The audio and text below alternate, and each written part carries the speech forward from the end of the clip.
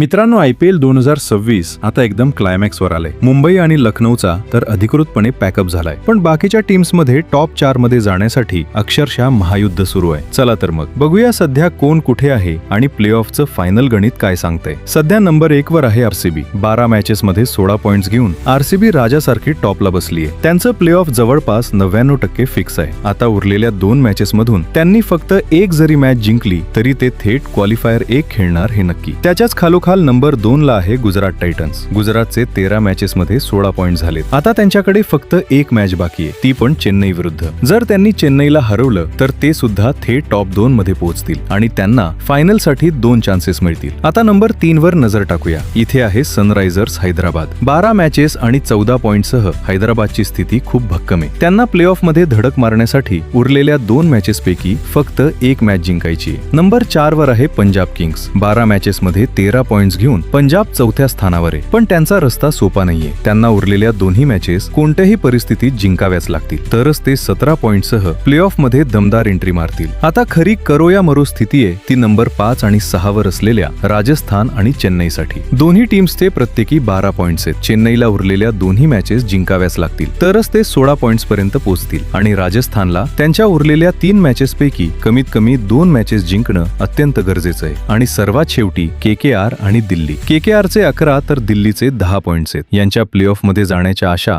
फक्त 10% उरल्यात. यांना स्वतःच्या सर्व मॅचेस तर जिंकाव्या लागतीलच, पण बाकीच्या टीम्स वाईट रीतीने हराव्यात म्हणून देवाकडे साकडंही घालावं लागेल. तर मित्रांनो, हे आहे सध्याचं एकदम परफेक्ट आणि लेटेस्ट IPLचं गणित. तुमच्या मते यंदा ट्रॉफी कोण उचलणार? तुमच्या आवडत्या टीमचं नाव खाली कमेंट मध्ये नक्की लिहा आणि अशाच अपडेटसाठी आपल्या चॅनलला लगेच सबस्क्राईब करा.